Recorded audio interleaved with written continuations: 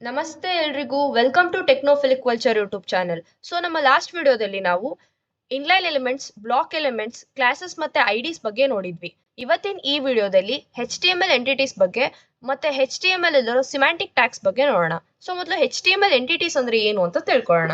HTML entities ಅನ್ನೋದು ಒಂದು special code. ಇದನ್ನ ನಾವು HTML ರಿಸರ್ವ್ಡ್ ಕ್ಯಾರೆಕ್ಟರ್ಸ್ ನ ರೆಪ್ರೆಸೆಂಟ್ ಮಾಡೋಕೆ ಯೂಸ್ ಮಾಡ್ತೀವಿ. ಅಂಡ್ ನಾನ್ ಬ್ರೇಕಿಂಗ್ ಸ್ಪೇಸ್ ನ ರೆಪ್ರೆಸೆಂಟ್ ಮಾಡೋಕೆ ಯೂಸ್ ಮಾಡ್ತೀವಿ.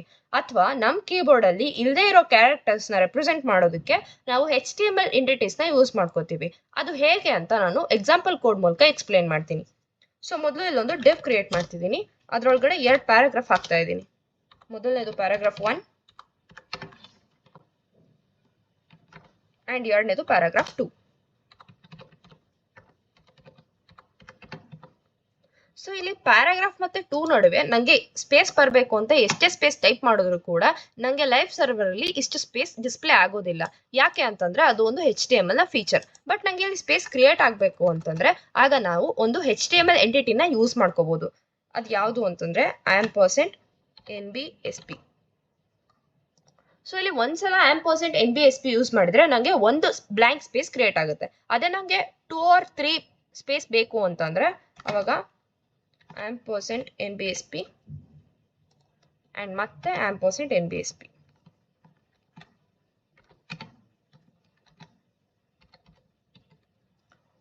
ಸೊ ಇಲ್ಲಿ ಎಷ್ಟು ನಾನು ನಾನ್ ಬ್ರೇಕಿಂಗ್ ಸ್ಪೇಸ್ ನ ಆಡ್ ಮಾಡ್ತಾ ಹೋಗ್ತೀನಿ ಅಷ್ಟು ಸ್ಪೇಸಸ್ ನಂಗೆ ಲೈವ್ ಸರ್ವರ್ ಅಲ್ಲಿ ಕಾಣಿಸ್ತಾ ಹೋಗುತ್ತೆ.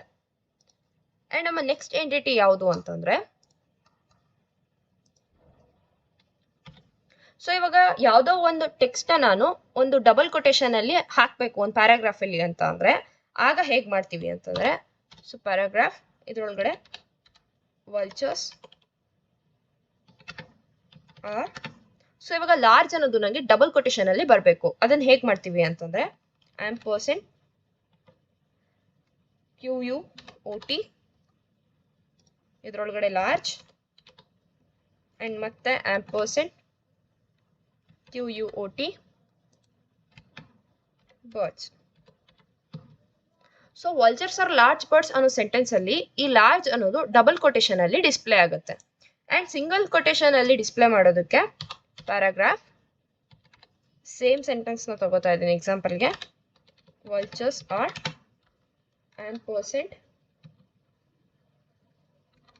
$APOS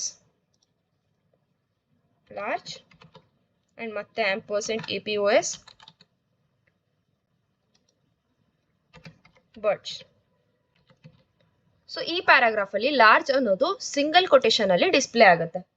ಅಂಡ್ ಇವಾಗ ಕೆಲವು ಕ್ಯಾರೆಕ್ಟರ್ಸ್ ಕೀಬೋರ್ಡ್ ಅಲ್ಲಿ ಇರಲ್ಲ, ಆದ್ರೆ ಅದು ನಂಗೆ ಡಿಸ್ಪ್ಲೇ ಆಗ್ಬೇಕು ಅಂತಂದ್ರೆ ಅಂದ್ರೆ ಅದು ನಂಗೆ ಕಾಣಿಸ್ಬೇಕು ವೆಬ್ ಅಥವಾ ಒಂದು ಲೈವ್ ಸರ್ವರ್ ಅಲ್ಲಿ ಅಂತಂದ್ರೆ ಹೇಗೆ ಅಂತಂದ್ರೆ ಪ್ಯಾರಾಗ್ರಾಫ್ ಇವಾಗ ಯೂರೋ ಕ್ಯಾರೆಕ್ಟರ್ನ ಡಿಸ್ಪ್ಲೇ ಮಾಡಬೇಕು ಅಂತಂದ್ರೆ ದಿಸ್ ಇಸ್ ಯೂರೋ ಅಂತ ಒಂದು ಟೆಕ್ಸ್ಟ್ ಹಾಕಿದ್ದೀನಿ $ಯೂರೋ. ಸೊ ಇದರಿಂದ ನಾವು ಯೂರೋ ಕ್ಯಾರೆಕ್ಟರ್ನ ನಮ್ಮ ಲೈವ್ ಸರ್ವರ್ ಅಲ್ಲಿ ನೋಡ್ಬೋದು. ನೆಕ್ಸ್ಟು ಇನ್ನೊಂದು ಪ್ಯಾರಾಗ್ರಾಫ್ ಅಲ್ಲಿ ಇವಾಗ ಯೂರೋ ಆಯ್ತು, ಇನ್ನೊಂದು ಯಾವುದು ಅಂತಂದ್ರೆ pound. This is pound.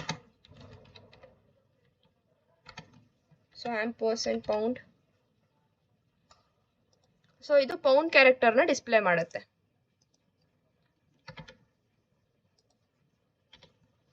And ಇವಾಗ ಕಾಪಿರೈಟ್ ಸಿಂಬಲ್ ನ ಡಿಸ್ಪ್ಲೇ ಮಾಡ್ಬೇಕಪ್ಪ ನಮ್ಮ ವೆಬ್ ಪೇಜ್ ಅಲ್ಲಿ, ಅದನ್ನ ಹೇಗ್ ಮಾಡ್ತೀವಿ ಅಂತಂದ್ರೆ this is copyright $copy. So ಈ ಕಾಪಿರೈಟ್ ಸಿಂಬಲ್ ನಮ್ಗೆ $copy ಅನ್ನೋ ಎಂಟಿಟಿ ಯೂಸ್ ಮಾಡೋದ್ರಿಂದ ಡಿಸ್ಪ್ಲೇ ಆಗುತ್ತೆ. ಅಂಡ್ ಇನ್ನೊಂದು ಎಂಟಿಟಿ ಬಗ್ಗೆ ನಾನು ಡಿಸ್ಕಸ್ ಮಾಡ್ತೀನಿ. This is P. ಸೊ ಈಗ ನಂಗೆ ಈ P ಹೇಗೆ ಡಿಸ್ಪ್ಲೇ ಆಗಬೇಕು ಅಂದ್ರೆ ನಾವು ಪ್ಯಾರಾಗ್ರಾಫ್ ಟ್ಯಾಗ್ ಯೂಸ್ ಮಾಡ್ತೀವಲ್ಲ ಈ ತರ ಡಿಸ್ಪ್ಲೇ ಆಗಬೇಕು. ಆದ್ರೆ ಇದು ಡಿಸ್ಪ್ಲೇ ಆಗಲ್ಲ. ಯಾಕೆ ಅಂತಂದ್ರೆ ಈ ಪ್ಯಾರಾಗ್ರಾಫ್ ಟ್ಯಾಗ್ ಅನ್ನೋದು HTML ನ ಒಂದು ರಿಸರ್ವ್ಡ್ ಕ್ಯಾರೆಕ್ಟರ್. ಬಟ್ ನಂಗೆ ಇದು ಹೀಗೆ ಡಿಸ್ಪ್ಲೇ ಆಗ್ಬೇಕಪ್ಪ ಅಂತಂದ್ರೆ ಅದಕ್ಕೂ ಒಂದು HTML ಎಂಟಿಟಿ ಇದೆ. ಈ P ಗಿಂತ ಮುಂಚೆ LT $LT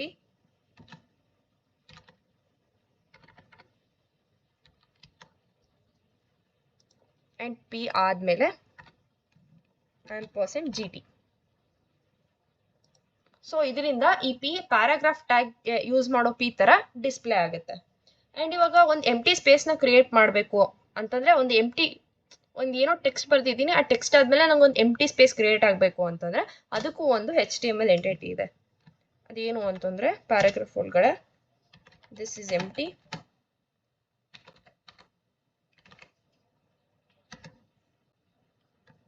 #h203.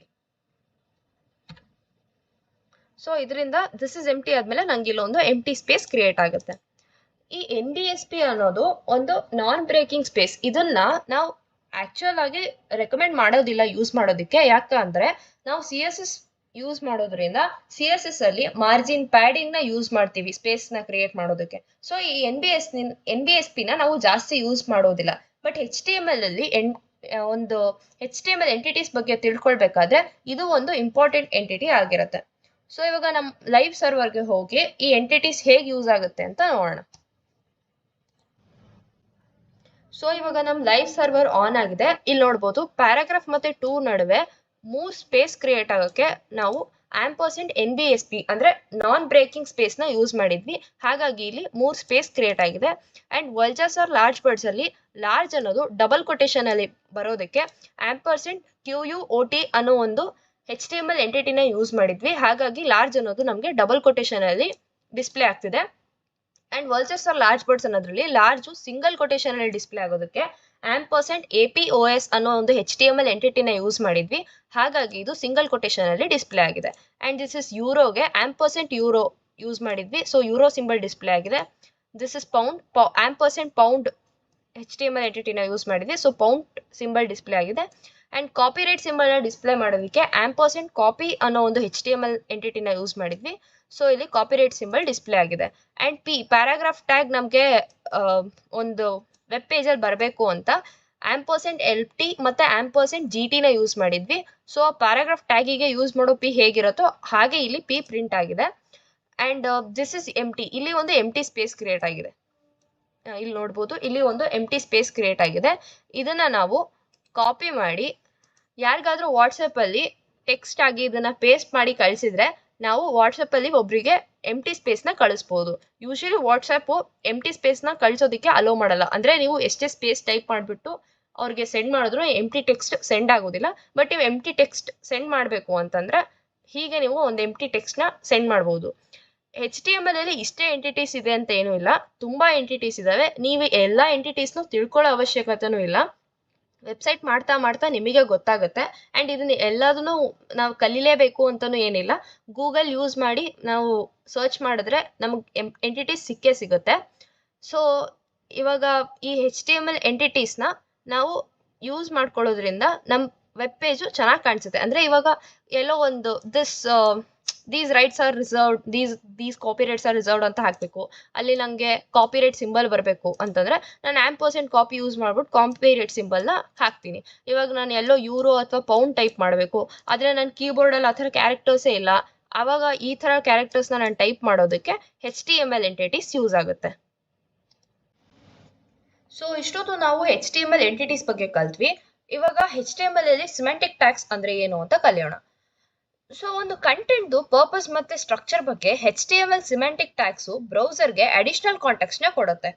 ಇದರಿಂದ ಕಂಟೆಂಟು ಯೂಸರ್ಸ್ಗೆ ಮೋರ್ ಆಕ್ಸೆಸಿಬಲ್ ಆಗಿರುತ್ತೆ. ಅಂತಂದ್ರೆ ನಾವು ಬರೆದಿರೋ ಕಂಟೆಂಟು ಹೆಡರಿಗೆ ಸೇರ್ಬೇಕಾದ ಅಥವಾ ಫುಟರಿಗೆ ಸೇರ್ಬೇಕಾದ ಅಥವಾ ಅದೊಂದು ಫಿಗರ ಅಥವಾ ಒಂದು ಫಿಗರಿಗೆ ನಾವು ಕೊಟ್ಟಿರೋ ಕ್ಯಾಪ್ಷನ್ನ ಅಂತ ನಾವು ಸ್ಪೆಸಿಫಿಕ್ ಆಗಿ ಸ್ಪೆಸಿಫೈ ಮಾಡೋದಕ್ಕೋಸ್ಕರ ಸಿಮೆಂಟಿಕ್ ಟ್ಯಾಗ್ಸ್ನ ಯೂಸ್ ಮಾಡ್ತೀವಿ. ಸಿಮೆಂಟಿಕ್ ಟ್ಯಾಗ್ಸ್ನ ಯೂಸ್ ಮಾಡೋದ್ರಿಂದ ಒಂದು ಮೋರ್ ಮೀನಿಂಗ್ಫುಲ್ ಸ್ಟ್ರಕ್ಚರ್ನ ನಾವು ವೆಬ್ ಡಾಕ್ಯುಮೆಂಟ್ಗೆ ಕೊಡ್ಬೋದು. ಆ್ಯಂಡ್ ನಾನ್ ಸಿಮೆಂಟಿಕ್ ಟ್ಯಾಗ್ಸ್ ಕೂಡ ಇದಾವೆ, ಸ್ಪ್ಯಾನ್ ಮತ್ತೆ ಡಿವ್. ಸ್ಪ್ಯಾನ್ ಮತ್ತೆ ಡಿವ್ ಯಾಕೆ ನಾನ್ ಸಿಮೆಂಟಿಕ್ ಟ್ಯಾಗ್ಸ್ ಅಂತ ಕರ್ಸ್ಕೊಳ್ತವೆ ಅಂತಂದ್ರೆ ಇದು ಎಲಿಮೆಂಟ್ ಮೇಲಿದೆಯಾ ಕೆಳಗಿದೆಯಾ ಅಂತಂದ್ರೆ ಅದು ಹೆಡರಾ ಫುಟರಾ ಅಂತ ಹೇಳೋದಿಲ್ಲ. ಹಾಗಾಗಿ ಸ್ಪ್ಯಾನ್ ಮತ್ತೆ ಡಿವ್ ನಾನ್ ಸಿಮೆಂಟಿಕ್ ಟ್ಯಾಗ್ಸ್ ಆಗಿರ್ತವೆ. ಸೊ ಸಿಮೆಂಟಿಕ್ ಟ್ಯಾಗ್ಸ್ಗೆ ಎಕ್ಸಾಂಪಲ್ಸ್ ಯಾವ್ದ್ಯಾವುದು ಅಂತಂದ್ರೆ header, footer, nav, main, section, article, aside, figure, fig caption ಅನ್ನೋದು ಸಿಮೆಂಟಿಕ್ ಟ್ಯಾಗ್ಸ್ಗೆ HTML ಅಲ್ಲಿ ಎಕ್ಸಾಂಪಲ್ಸ್ ಆಗಿರ್ತವೆ. ಸೊ ಇವಾಗ ಒಂದು ಎಕ್ಸಾಂಪಲ್ ತಗೊಳ್ಳೋಣ. ಫಿಗ್ ಕ್ಯಾಪ್ಷನ್ದು.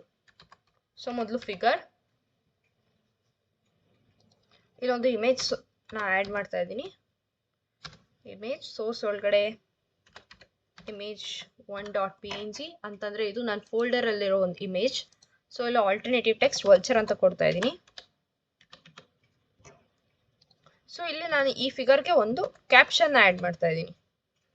So fig caption, this is an image of vulture. So ಇಲ್ಲಿ ನಾನು ಕೊಟ್ಟಿರೋ ಇಮೇಜ್ಗೆ caption this is an image of vulture ಅಂತ ಬರುತ್ತೆ. ಸೊ ಇದೊಂದು semantic tag.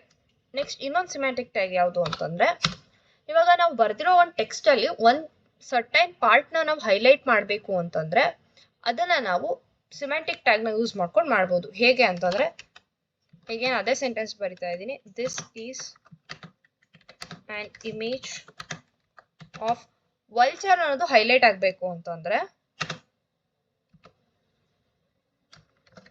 So mark and mark ಒಳಗಡೆ ವಲ್ಚರ್.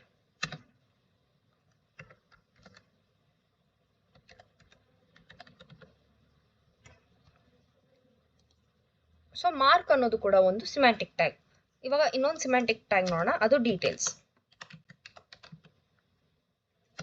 ಸೊ ಈ ಡೀಟೇಲ್ಸ್ ಒಳಗಡೆ ದಿಸ್ ಈಸ್ ದ ಡೀಟೇಲ್ಸ್ ಅಂತ ಆ್ಯಡ್ ಮಾಡ್ತೀವಿ.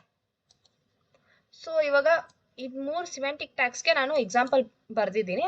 ಅದೇ ಥರ ನೀವು ಹೆಡರ್ಗೆ, ಫುಟರ್ಗೆ, ನ್ಯಾವ್ಗೆ, ಮೇನ್ಗೆ, ಸೆಕ್ಷನ್ಗೆ, ಆರ್ಟಿಕಲ್ಗೆ, ಅಸೈಡ್ಗೆ ಎಲ್ಲದಕ್ಕೂ ಒಂದೊಂದು ಕೋಡ್ ರೆಫರೆನ್ಸ್ ಯಾವುದಾದ್ರೂ ಗೂಗಲ್ ವೆಬ್ಸೈಟಲ್ಲಿ ಸಿಕ್ಕೇ ಸಿಗುತ್ತೆ. ಅದನ್ನು ರೆಫರ್ ಮಾಡಿ ನೀವು ಎಕ್ಸಾಂಪಲ್ಸ್ನ ಅರ್ಥ ಮಾಡ್ಕೊಳ್ತಾ ಹೋಗ್ಬೋದು. ಇವಾಗ ನಾನು ಲೈವ್ ಸರ್ವರ್ ಆನ್ ಮಾಡಿಬಿಟ್ಟು ಈ ಸಿಮ್ಯಾಂಟಿಕ್ ಟ್ಯಾಗ್ಸ್ ಹೇಗೆ ಯೂಸ್ ಆಗುತ್ತೆ ಅಂತ ತೋರಿಸ್ತೀನಿ. ಸೊ ನಾವಿಲ್ಲಿ ನೋಡ್ಬೋದು, ನಾನು ಮೊದಲನೇ ಒಂದು ಇಮೇಜ್ಗೆ ಒಂದು ಫಿಗರ್ ಕ್ಯಾಪ್ಷನ್ ಕೊಟ್ಟಿದ್ದೆ, this is on image of vulture ಅಂತ. ಸೊ ಆ ವಲ್ಚರ್ ಇಮೇಜ್ಗೆ ಆ ಫಿಗರ್ ಕ್ಯಾಪ್ಷನ್ ಬಂದಿದೆ. ಆ್ಯಂಡ್ ಸೆಕೆಂಡು ಒಂದು ಪ್ಯಾರಾಗ್ರಾಫಲ್ಲಿ ಒಂದು ಪರ್ಟಿಕ್ಯುಲರ್ ವರ್ಡ್ನ ನಾನು ಹೈಲೈಟ್ ಮಾಡೋಕ್ಕೆ, ವಲ್ಚರ್ ಅನ್ನೋ ವರ್ಡ್ನ ಹೈಲೈಟ್ ಮಾಡೋದಕ್ಕೋಸ್ಕರ ಮಾರ್ಕ್ ಅನ್ನೋ ಒಂದು ಸಿಮೆಂಟಿಕ್ ಟ್ಯಾಗ್ನ ಯೂಸ್ ಮಾಡಿದ್ದೆ. ಸೊ ವಲ್ಚರ್ ಅನ್ನೋ ವರ್ಡ್ ಹೈಲೈಟ್ ಆಗಿದೆ. ಆ್ಯಂಡ್ ಥರ್ಡ್ ಸಿಮೆಂಟಿಕ್ ಟ್ಯಾಗ್ ನಾನು ಎಕ್ಸಾಂಪಲ್ ಬರ್ತಿದ್ದು ಡೀಟೇಲ್ಸ್. ಸೊ ಇಲ್ಲಿ ಡೀಟೇಲ್ಸ್ ಮೇಲೆ ಕ್ಲಿಕ್ ಮಾಡಿದ್ರೆ ದಿಸ್ ಇಸ್ ದ ಡೀಟೇಲ್ಸ್ ಅಂತ ಬರುತ್ತೆ. ಸೊ ಈ ಡೀಟೇಲ್ಸ್ ಒಳಗಡೆ ನಾವು ಸಮರಿ ಕೂಡ ಬರಿಬಹುದು. So this is all about HTML entities and semantic tags. Thank you for watching this video. Kindly like the video and subscribe the channel.